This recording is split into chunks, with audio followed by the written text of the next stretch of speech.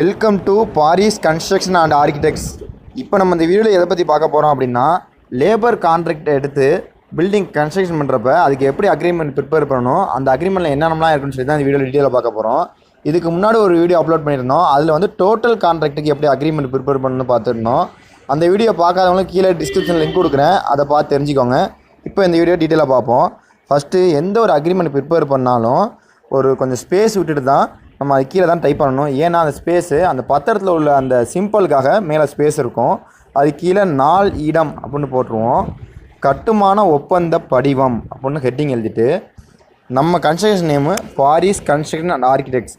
So அதனால் Paris construction and architects என்கின்ற கட்டுமான நிறுவனமானது கட்டிட உரிமையாளரான யாரோட ஓனரோ அவங்க நேமம் போட்டு என்போருக்கு எழுதி கொடுப்பது. அதுக்கப்புறம் எந்த இடத்துல அந்த பில்டிங் கன்ஸ்ட்ரக்ஷன் பண்ண போகிறோமோ அதை எழுதிட்டு என்போருக்கு சொந்தமான நிலத்தில் எத்தனை அடி நீளம் எத்தனை அடி அகலமோ அதையும் எழுதிட்டு எவ்வளோ ஸ்கொயர் ஃபீட் அப்படிங்கிறத அதையும் எழுதிட்டு அதில் ரூஃப் எவ்வளோ ஸ்கொயர் ஃபீட்டு மாடிப்படி எவ்வளோ ஸ்கொயர் ஃபீட் அப்படின்னு எழுதிட்டு லேபர் கான்ட்ராக்ட் எடுத்து செய்து தருவதாக ஒப்பந்தம் செய்யப்படுகிறது. சன்செட் மற்றும் லாஃப்ட் போன்றவற்றின் அளவுகள் கூடுதலாக செல்லும் பட்சத்தில் சதுரடிக்கு எவ்வளோதோ அதையும் போட்டுட்டு பில்லர் மற்றும் பெல்ட் அளவுகள் கூடுதலாக செல்லும் பட்சத்தில் ஒரு கனஅடிக்கு எவ்வளவோ அதையும் எழுதிடணும். ஏன்னா நம்ம ஒரு நிர்ணயிச்சிருப்போம் இதான் அளவுன்னு, அதை விட சில சைட்டில் இன்க்ரீஸ் பண்ணி கேட்பாங்க. அதுக்காக அந்த இதை தனியாக மென்ஷன் பண்ணிடுறோம். இந்த ஒப்பந்தமானது ஒரு வருடத்திற்கு மட்டுமே செல்லுபடி ஆகும். எந்த ஒரு அக்ரிமெண்ட் ப்ரிப்பேர் பண்ணாலும் 1 இயருக்கு தான் நம்ம ப்ரிப்பேர் பண்ணணும். ஏன்னா சில அக்ரிமெண்ட்டு லேபர் கான்ட்ராக்ட் எடுத்திருப்போம், அது லேபரோட சேலரி இன்க்ரீஸ் ஆகிரும். அதுக்காகவும் டோட்டலாக எடுத்திருந்தா மெட்டீரியலோட காஸ்ட் இன்க்ரீஸ் ஆகிரும். அதுக்காகவும் 1 இயர் அப்படின்னு சொல்லி மென்ஷன் பண்ணிடுவோம்.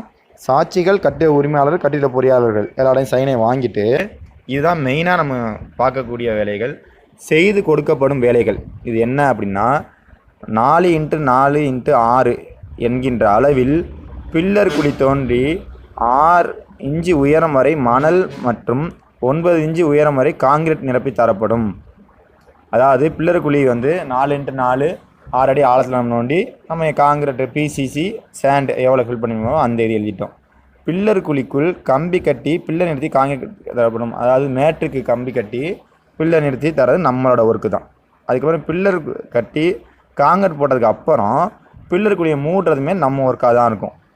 தரை மட்டத்தில் இருந்து 15 அடி உயர பில்லர் 9x9, அதாவது முக்கால்னு போட்டிருக்கோம். அது வந்து சில இடத்துல சேஞ்ச் ஆகலாம், அது வந்து பிரச்சனை இல்லை. நம்ம 15 அடி உயரம்னா பேஸ்மெண்ட் 3 அடி, மேலே நம்மளோட பில்டிங் ஒரு 10 அடி, பேரப்பட்டால் ஒரு 2 அடி, எல்லாத்தையும் கனெக்ட் பண்ணி 15 வரும். நம்ம 15 அடி தோராயமாக எழுதியிருக்கோம். அதுக்கப்புறம் தரைமட்டத்தில் பெல்ட்டு, அதாவது டை பீம், அது கிரேடு பீம்னு சொல்லக்கூடிய அந்த பெல்ட்டு 1 அடி உயரத்துக்கு நம்ம போட்டு தருவோம் அப்படின்னு சொல்லிட்டோம். தரை மட்டத்திலிருந்து 3 அடி உயரம் வரை பேஸ்மெண்ட் சுவர் கட்டி பேஸ்மெண்ட் கிராவல் மற்றும் மணல் காங்கிரீட் நிரப்பி தரப்படும். அதாவது டை பீமோட சேர்த்து மேலே ஒரு 2 அடி பிரிக்கு வால் கட்டி அதுக்குள்ளே கிராவல் சாண்டு பிசிசி எல்லாம் நிரப்பி தரப்படும். அது நம்மளோட ஒர்க்கு தான்.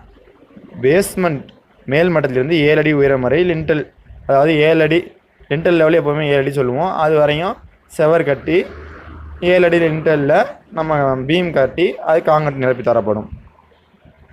பேஸ்மெண்ட்லேயும் 10 அடி வரையும் சீலிங், 10 அடி வரையும் தான் சீலிங் இருக்கும். அதையும் நம்ம பிரிக் ஒர்க்லாம் பண்ணிவிட்டு 10 அடிக்கு நம்ம சென்ட்ரிங் அடிச்சுட்டு அதுக்கப்புறம் நம்ம கம்பி கட்டி காங்கனி பாடுறது நம்மளோட ஒர்க்காக தான் இருக்கும்.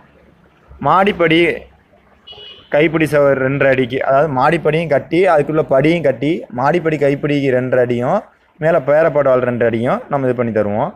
சமையலறை மேலைக்கு மேல் சொல்லி 4 அடி உயரம் வரை டைல்ஸ் சொல்லி தரும். அதாவது நம்மளோட கிச்சன் ஸ்லாப் வந்து 2.5 அடி 2.25 அடி இருக்கும். அதுக்கு மேலேருந்து 7 அடி வரையும் டைல்ஸ் ஒட்டி கொடுப்போம். அது நம்மளோட ஒர்க்காக இருக்கும்.